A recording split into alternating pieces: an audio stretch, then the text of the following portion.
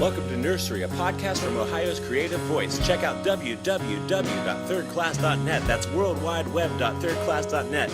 And then listen to the music on there. Then check out www. That's worldwideweb.bullskit.com. Comedy. Silly comedy. You will understand this podcast better if you do those two things. Also, if you'd like to sponsor an episode of Nursery, email chlograve@gmail.com. CHLOEGRAVE@gmail.com.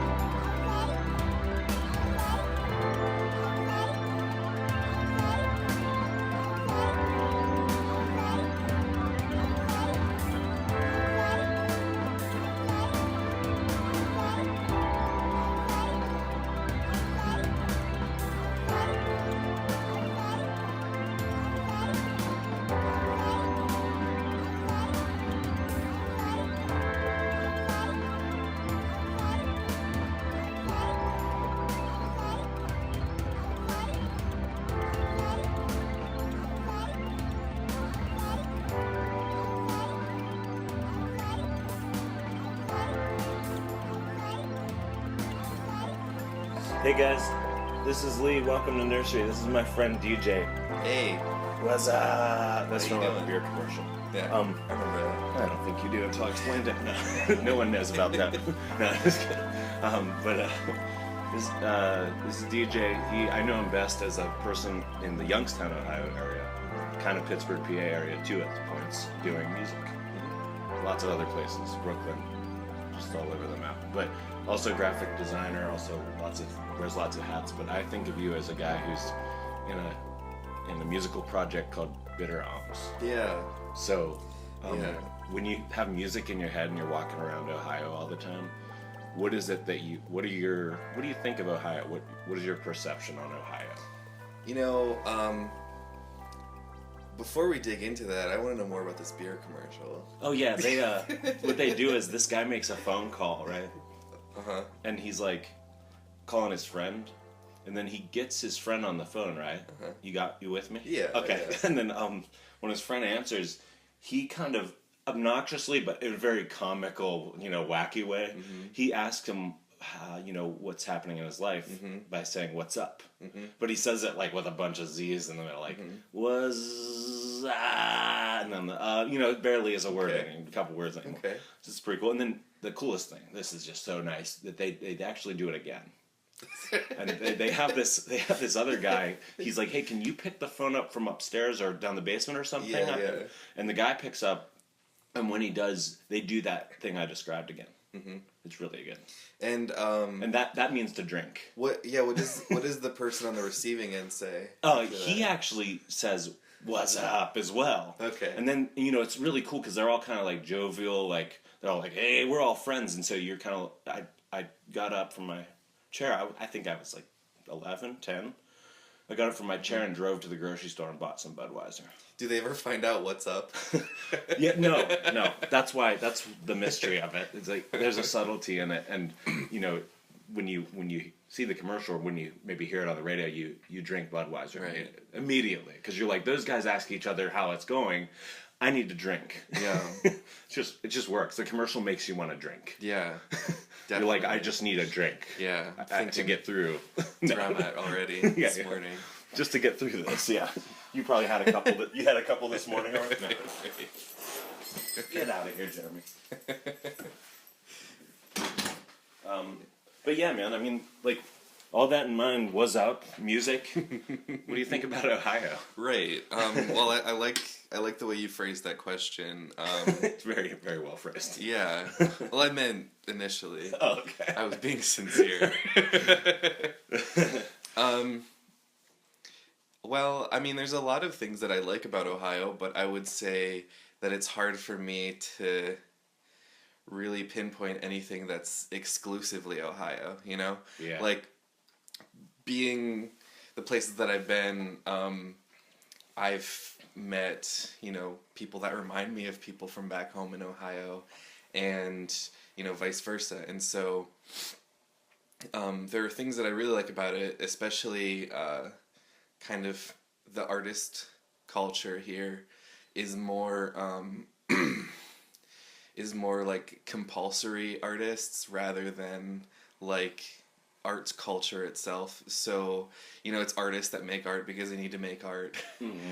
And I can really relate to that. And it's kind of like it removes a lot of the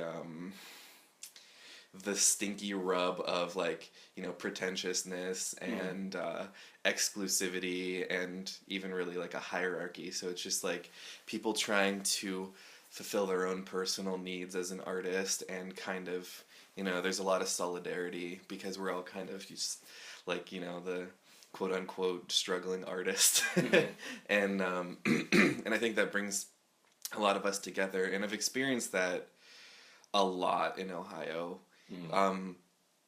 In Youngstown, in Cleveland, in Canton, in Columbus, in Cincinnati, like all over the state, you know.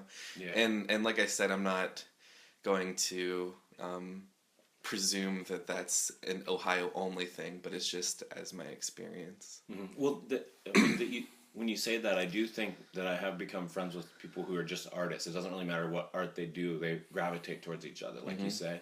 And the weirdest thing, I don't know why this person comes to mind, but I recently just saw somebody posted some small tidbit of a Matt Damon interview. And it was like, he's a great dude, it seems.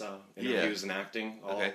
but it was cool because he said something. Somebody was like arguing about teaching. Have you seen this? What I'm talking about? Somebody's just arguing about teaching salaries, which they should be paid more, no doubt. But they were like, they said something like, "These teachers aren't getting paid enough. What's going on? Why is this bad? Why you get paid so much acting?" or something like that. And he said, he basically said, this is a huge paraphrase on my part, but he said, if you have to do it, you have to do it. They wouldn't be taking those horrible salaries if they didn't love what they did. And I know it's not always the case, but I think he hit the nail on the head.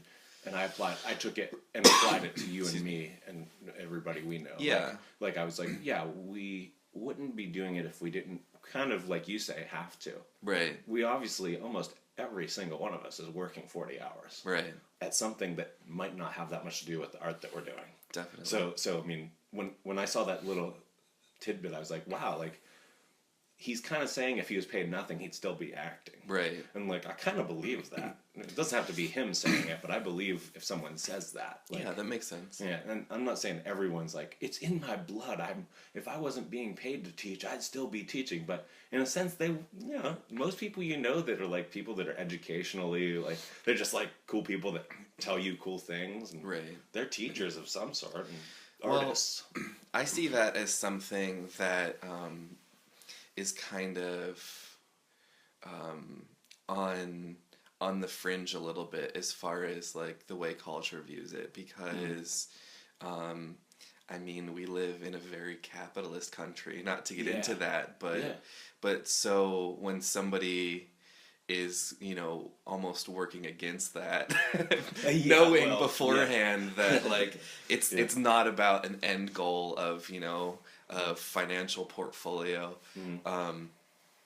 that a lot of people just may not understand that if they're coming from that sort of perspective. Yeah, and I have met people who have taken up art on a whim, and they're not any worse artists than anyone else that we've met here, but their mindset is something that you wouldn't like and that I don't like. And that's kind of like they come just a little bit too far on the craft side of it, where they're like, I am going to make sure I do something that no one else has done. I'm going to make sure I get it patented. and I have an exhibit already in a museum ready to go for the, and it's all good. They're good art. Right. It doesn't matter. That stuff doesn't matter as far as if you like it or not. Who cares? Yeah. But that we're on the subject. I was kind of like, there needs to be some intensity to this. There needs to be like a little bit of loose, free range to what you're doing. It can't just be all planned. Yeah, I like. It's funny though. I wonder how some of that is going to be viewed in the future, like in retrospect, because if you look at like mid-century, early century folk art, like that's sort of like, I guess that's more of like back to compulsory art, but it's like unskilled artists making art, and I'm trying to derive my point from this, but it says a lot about the culture in which it came from. Yeah. Whether or not it's a skilled piece. Mm-hmm. And are you saying that you're wondering in the future whether people will look at art more culturally than like formally? Yeah. That makes sense. I guess there's not maybe the way I worded it was kind of convoluted. No, not at all. I kind of think that you're saying that art can't exist without like the research connected to it these days. Kind of like you can't really. I mean, you can, but it's very, very rare that you watch a movie and don't look up some stuff about it or something. Or it's very rare that you see an album and don't learn more about the musician who made it. Whereas way back when, not long ago even, someone would just be like, someone handed me this CD or this record, and I just play it a lot because I like it, and they wouldn't really search on. But with internet presence and with all these other things, maybe culture, if you want to call it culture, the research someone would do on the art. I see that as information culture in general, because everything's like at your fingertips. But then you still have artists like, he's deceased, but like Henry Darger, who would be considered, I guess the genre is outsider art. Okay. So Henry Darger was, I'm going to butcher this story because I only remember fragments of it. That's okay. That's what this podcast is, man. This podcast is speculation. Right. This may or may not be true. That's okay. In this, we'll just say it's true for now. All right. Yeah. Henry Darger was, I believe, a custodian at some form of like monastery or religious school or something, and that was his life's career. It was speculated that he may have been schizophrenic or suffered from some sort of similar mental illness. So he lived his life in solitary and, just like socially. And after he passed away, they found they found hundreds of paintings that he had done and a 20,000-page autobiography. Wow. And all of these stories that he had created. And this is like, again, going back to like art because you have to make art, like he didn't share a single one of these things with anybody, nor did he have any sort of, at least known like cultural, modern cultural influences, because everything that he wrote was biblical. So, and it was kind of warped, but it was definitely biblical. But so I like knowing that things like that are out there, sort of like untainted art, whether or not it's skilled and in a hyper realistic, masterful way or not. As long as it's sincere, I can probably get behind it. I feel that way about music too, but there's even an outsider music genre. So. Oh, that's neat. That's cool. Yeah. Well, I mean, kind of. It's weird. It's like having art that somebody stored away, whether it was for later use or not on purpose, is good. But it's like the opposite example of that same idea as Prince.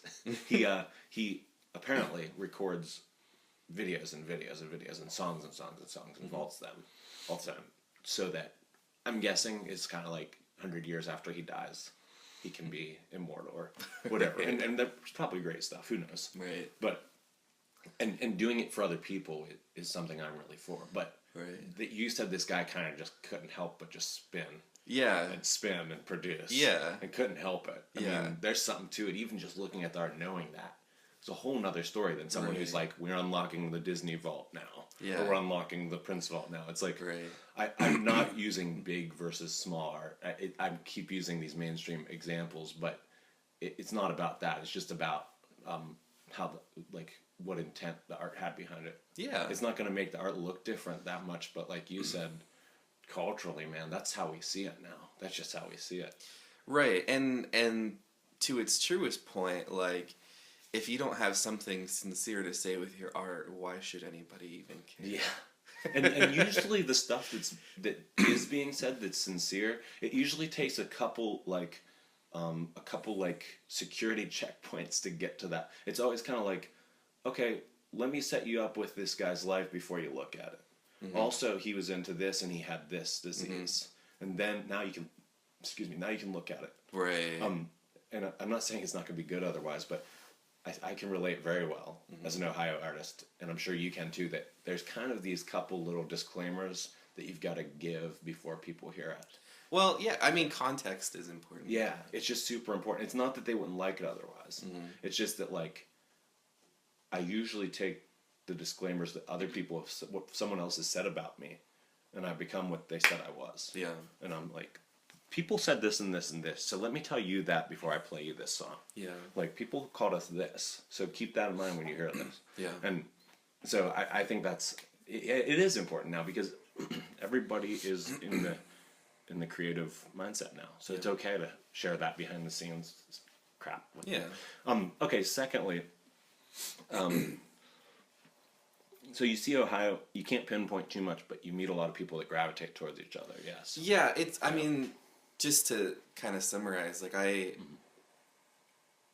don't really, I don't know. I have a hard time answering that question because I've been thinking about things in a more macro sense lately. So, like, I just thinking about the world in general. Yeah. And, when somebody asks me what I do or don't like about Ohio, my mind first goes to, like, well, we're not in Nigeria by threat of Boko Haram, Yeah. So, like, it's hard to, like, complain about small things, but I do appreciate a lot of little things about the area, but I don't know. I don't know that I would say I have any sort of, like, local regional pride necessarily. Yeah. You probably, I mean, it's hard not to see a lot of the U.S. is very similar and united in certain ways culturally. Sure. But secondly, if you come at that and you're kind of taking it more from the mind and the heart rather than the actual land and the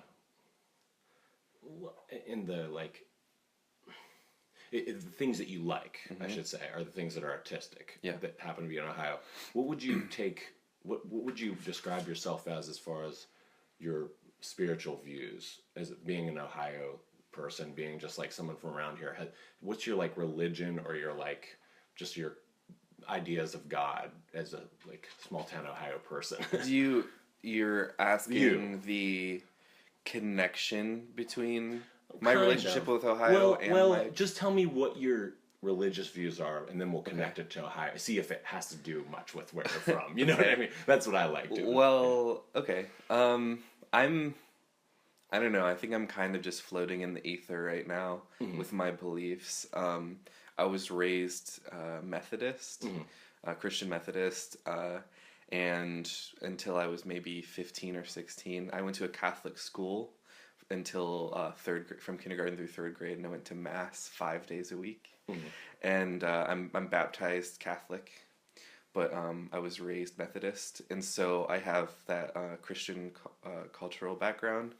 And when I became a teenager, I just got all sorts of rebellious and had questions that,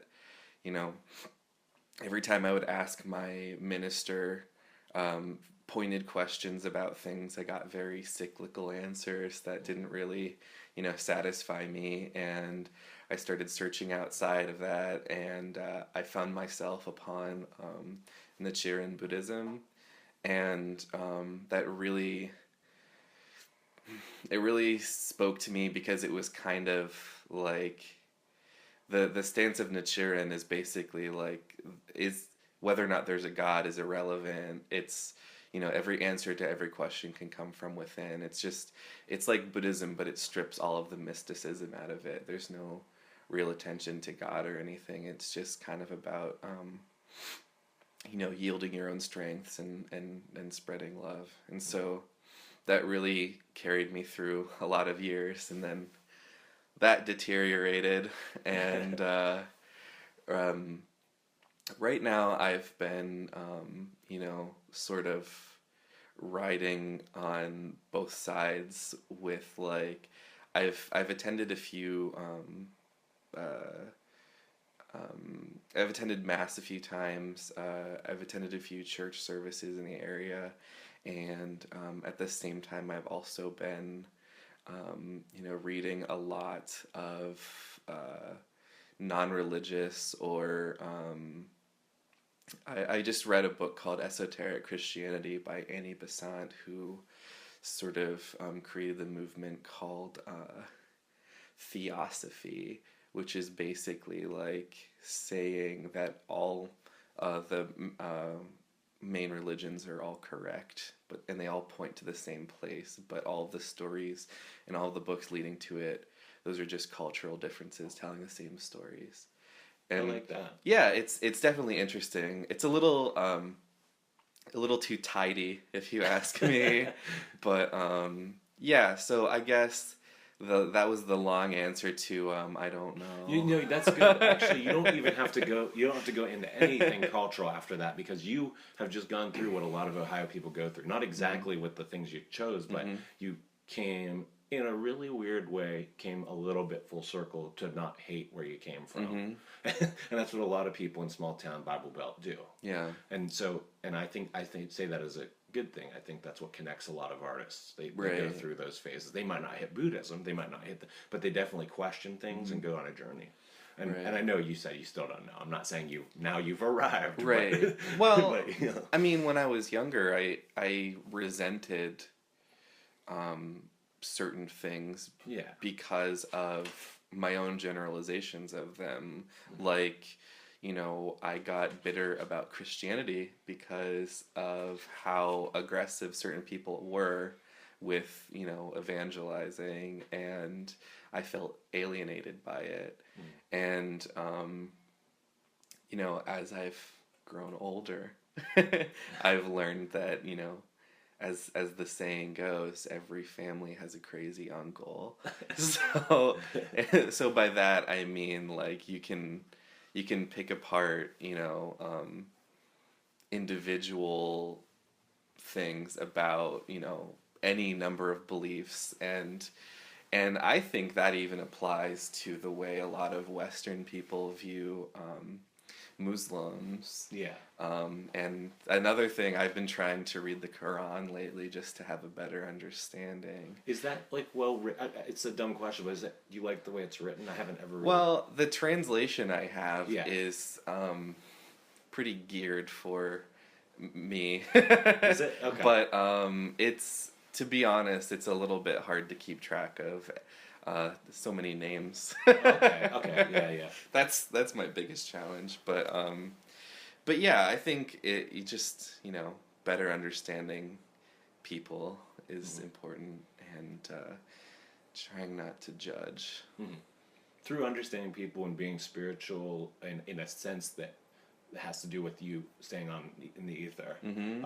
What does that take you to musically? Like, is that a big part of you when you write music, or is that like a separate world for you? Well, actually, the Bitter Alms kind of started as a spiritual thing. I was trying to find the appropriate application for me to meditate. And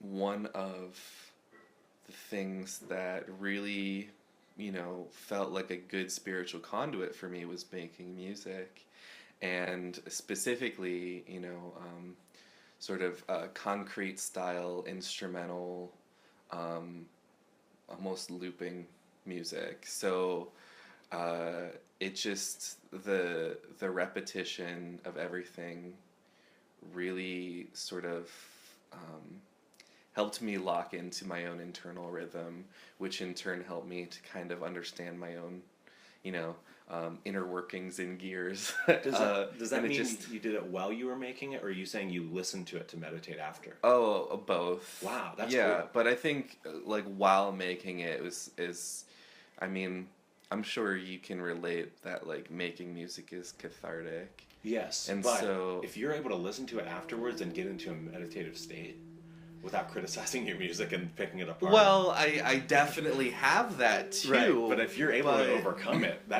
I'm saying that's huge. That's huge. Knowing your personality, knowing my personality, like it's more the other way around. It's more because when I make it, that's when I lock into it, and then I have I'll play it back.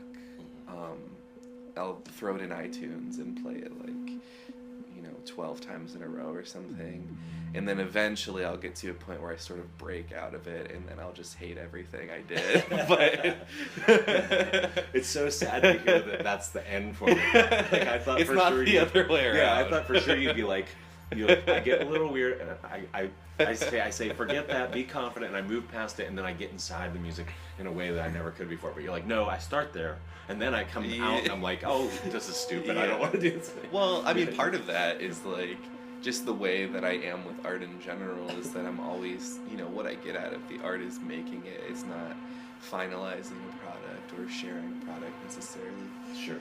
So,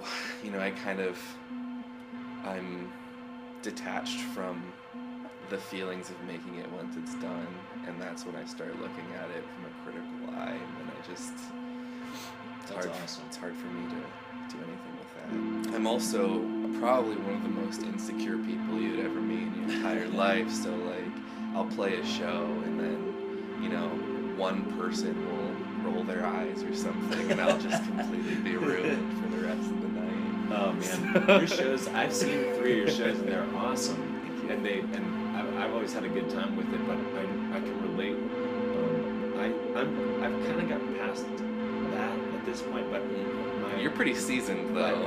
But my bandmates who are just as seasoned have not gotten past that. If we play out of town and somebody's like, this doesn't happen very much, but 1 or 2 times we've had people kind of laugh at us for not utilizing the whole drum set. We often Really? It's weird. It's like, I know that's not something someone would point and laugh and be like, you guys are jerks. Who cares? And that's what I think, is that no one really thought anything. But once or twice, Jack and Pep are just so perceptive that while we're playing a song, they saw this girl say, why are they not using, they should have just used a tambourine or a shaker. Why are they, because they're sticking bass, hi-hat, snare. That's what we like. And what's wrong with that? Oh, nothing. And the girl probably just she probably has her buddy there, and she's trying to just get a rise out of him or her. And she's like, look at this band. I've done, even with bands I loved, if we've gone out of town to entertain Jack and Peppy, I've been like, look at these guys, they're silly. And I don't actually have any ill will towards them. I'm just trying to do stand-up comedy and riff on somebody. Yeah. And that's what they were doing. Yeah, well, I mean, but no matter where you go, you're always going to find some sort of insular person that's just kind of rude. It doesn't understand, and thus has to. And it was someone who was a very well-trained musician. It was someone who came from at least friends who were in the academic mindset. Sure. So it was just different, because I think earlier in this episode you mentioned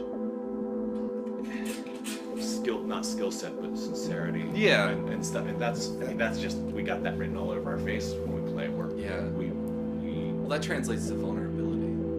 Yeah. But it was weird because we were like me, I didn't think a thing of it. I was like, they are technically performing the music. We're doing something different here. This is like trying to put, a lot of our stuff is kind of like trying to put the Moldy Peaches on stage or something. It's like, this is about the personality coming through. Right. Not that I like our execution, but that's not what we're about. Yeah. And Jack and I were like, we're bad musicians. We're bad musicians now because they said that, And I was like, no, we're not. And they didn't even think that. That's what's weird. And so, just long story short, somebody rolled their eyes at us a couple of times. Yeah. And the same thing had happened. And it just doesn't happen to me as much anymore, because I'm like, no, it's just not quite for you. It's Right. I've heard plenty of things sloppier than us, and plenty of things that are way neater than the neatest thing I've ever heard, and tidied Yeah. up so perfectly. Right. And not all of them are for everyone. It's okay. It's all good. No, Yeah, that doesn't bother me anymore. Definitely. Yeah. I can even, I have to also make a disclaimer that, like, I've been that way too about other bands at shows, you know? Yeah. When I was playing drums in a band that Yeah. we would play out of town somewhat frequently, and whenever I would see a band that just seemed like, I don't know, like a cartoon representation of their influences, Oh, yeah. I would kind of, see that as an opportunity to, get with the other guys and maybe tease or make fun or something. And certainly that's, like, not really the best way. I was pretty young, but that's not really the best way to handle things like that. But I think I was just coming from it, like, to me, like, sincerity, like I have said, 100 times already in this podcast, is, like, the most important thing for me, for music. So I don't relate to music that's, like, striving for something else other than that, like sonic perfection, or to emulate Radiohead's OK Computer to a T, or like it's got to be its own thing. Yeah, and you saying that already, even with all that being said, you probably didn't when you rolled your eyes at the bands you did when you were young. You probably still didn't think they were horrible. You're probably like, I guess what I'm saying is, next time you play a set, if someone does that to you, you're like, they're not even thinking that much about me. Right. They're kind of thinking like, it's soundscapey, isn't that deep? And that's all they're gonna, like, and what do we do? What do we do when we hear something that we even like? We still kind of tease it. I don't know, man. Like, when we hear, like, a pop song we like, we really like it. Yeah. But we're like, this is so stupid, and whatever, I'll No. dance to it if you will. Yeah. And then, like, And so it's, like, all good. That reminds me of what completely turned me inside out not too long ago, was seeing Viking Moses perform at Greyland. I mean, this, I guess, was like a year ago at this point, but he covered Lana Del Rey.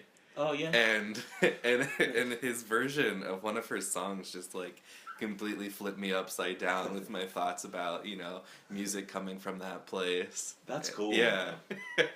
I like Viking Moses a lot. And I like Sam Goodwill a lot. I like a lot of the bands around here.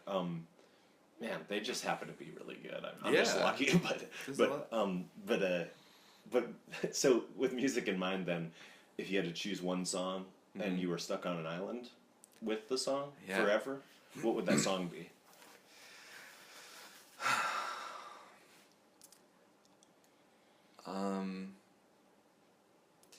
Okay, I'll tell you the answer to that question, and I don't want it to seem like, I don't want to seem like a jerk, or like I'm pretentious or some sort of, like, ethnomusicologist or anything, but there's this piece by Arvo Part. He's an Estonian classical composer, and it's called Spiegel and Spiegel, and it's 5 minutes long, I think, and it's just 6 piano notes and a cello, and it's, like, the most beautiful thing I've ever listened to, and it's kind of the music that I retreat to when I'm feeling anxious. And so I don't know what I would do if I didn't have that to retreat to, so I would say that would be what I would take with me. And it's, I feel silly answering with that question, because it's like that's not really at the ready for, like, everybody in their mind, probably. But that's the best of both worlds, though, because a lot of people would definitely choose classical, but they would choose something complicated to keep them on their feet, so it would seem different every time. But you're choosing the best of both worlds, where you're choosing classical so that it can be background music, I assume, or it can be, like, something that you drift away from and don't listen while you're listening type thing. It's definitely transformative. Or whatever you want to call it. Yeah. But then, at the same time, you're like, there's, how many notes? Like 6. 6 notes? Yeah. At the same time, you know it's it. You know that's the song. You're not like, whoa, what's this? I haven't heard this Yeah. before. You know, so it's Yeah. kind of the best because I've had my wife choose. She didn't even say an artist. She said, give me some long classical piece. And then I said, I'll just take that song "Broom People by the Mountain Goats," which is like 4 notes, 4 chords, 5 chords. Yeah. And then and yours is kind of like that nice in between where you're like, we'll keep it simple, but you can kind of wade through it differently every time. And, Right. yeah. Well, I see that as like, I see that piece as being like, almost transcending the artist that created it. So when I think of like, if I would pick like a song from a songwriter that I like say, you know, Bill Callahan or the Mountain Goats or something like that, I would be spending the rest of my life listening to one man's perspective. Totally. And so, but that's less appealing to me than taking something like, you know, like what I said. The thing you said is good. It reminds me a little bit of that one dude, William Basinski, where you'd listen to the disintegration loops. Is that the name? He has these. I don't think tapes. I'm familiar. He just does these things where he finds. I don't think he even plays it, but he finds these just 3 or 4 tiny notes in a classical song, and he plays the tape. Maybe he plays it, whatever it is. He plays the tape over and over until the tape itself disintegrates in the studio, and you listen to it. And this is something I heard on a couple podcasts. Yeah. It's good for background podcasts. Yeah. And so it's weird. It's kind of like the DJ thing where you're like, the dude just turned a tape on and hit record. What did he even do? Like, it's like when you go watch a DJ, like, hit record or put on a record. Not that they're not doing anything. I sure couldn't do that. But yeah, it was. But regardless, that's beside the point. The point was, it's seriously like 3 or 4 notes, and you hear it over and over again. It disintegrates, and it's like an 8-minute piece at least. Yeah. And usually, and you're not gonna be like, oh, here's where it disintegrated the most. Here, it's just gonna totally sneak up on you, and then it'll be over, and it'll end up like it starts like, and it ends with. Yeah. The tape dying. That sounds cool. And it's a good idea, but and it's something that would probably work on an island. Okay, so then my last question for you is that what do you think of when you hear the word nursery? Nursery. Yeah. I think of horticulture. Nice. I like that because I premised a lot of this on that. Oh. I wrote a song with my buddies called Nursery that is about a nursery with a bunch of trees in it. Yeah. And my wife comes from a nursery business. So that's what I think of. And I know that when people keyword looking for this podcast, they're going to come up on a lot of cribs Yeah. and stuff. And I know I'm not trying to ignore that. Kids are awesome. That idea is awesome. Yeah, kids are awesome. You have a beautiful daughter. I do. Things, I mean, you know, but plants is where I jumped off from. Yeah. And so that's cool. Yeah. Yeah. And I don't know anything about plants. That's just me, like, admiring somebody else's perspective. My mom and Ellen and a couple other people I know are those kind of people that can point and be like, that's the eastern dogwood with the, or, you know, they know all that. Yeah. They know all that stuff. That's not, I don't think that's a tree. I just made something up. But okay, so anything else you want to add or anything you want to plug or anything like that? I can plug. Yeah, please. I'm working on musically since we're talking Bitter Alms today. I'm working on a split release with an artist named Gardner from Chicago. He's also known for he's in some other projects. He has a project called Curtains, and they played at Sam's at Historian. Yes. I loved Curtains. Yeah. And so his name's Dash, and he's a super cool dude, and I'm really excited to approach some new material with somebody else and their material in mind. So I think that should be probably coming out at probably around the end of the year, and formatted to cassettes and possibly a couple units of reel-to-reel. Cool. So that'll be fun. yeah, I'm really excited about that. So people can go online, look for Bitter Alms, and they'll run into that information, and they'll run into. No, this is well, exclusive it's not happening yet. information. It's not happening yet. But you're saying Yes. people keep your eye out online. Yeah, I have an artist Bandcamp, and Okay. I keep that pretty current. So guys, make sure you're online looking for Bitter Alms on Bandcamp. Yeah. That stuff's good. It's definitely good music to think to, let alone meditation and things like that. And A lot of synthesizers and field recordings. Yes. Very, very like good electronic music that walks the line somewhere between soundscape and like happy. Well, I know this isn't something you're always gonna sound like, but kind of happy like bright sounds too that kind of pop in. There's some positivity. Yeah, Thank yeah, you. it's like soundscapes, but then also this like kind of cool. Like I don't know what the. Can I word would record be. that? Yeah. Just record that loop of me whistling and put it over it. But yeah, guys, check out Bitter Alms.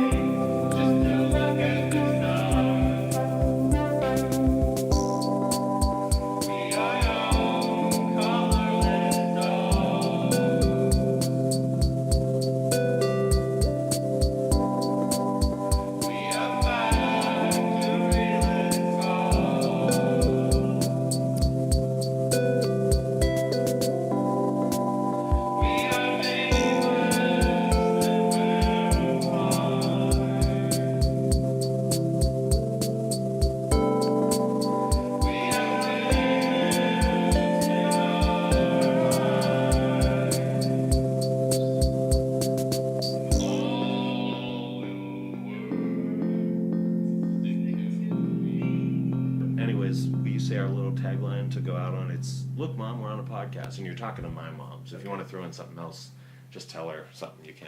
I know you don't know her too well, but go. Look mom, we're on a podcast. Yeah, mom. Thanks. Look what I've become. You said I'd be you said I was nothing, and now look at me. No, I'm just kidding. She never said that. Yeah. All right, thanks. I liked your episode, mom. Oh, did you hear that mom's? Was awesome. Yeah. Did you hear mom's? Yeah. She sounds like a cool lady. She's all right. I only met her once. She's okay. When we were playing football, and, yeah. our friend fell 12 feet nearly to his death. That's another reason to have you back on later. This is what always happens with everybody. We hit these like bullet points the first time, but next time you're on, we just tell that story, like spread out, or something like that. You know, or you tell me a story of being on tour. You know, you give me one. Okay. Well, thanks guys for listening. Thank you. This podcast, Nursery, is sponsored by The Orange Avocado. The Orange Avocado Alternative Bakery, specializing in vegan, gluten-free treats made with organic and raw ingredients.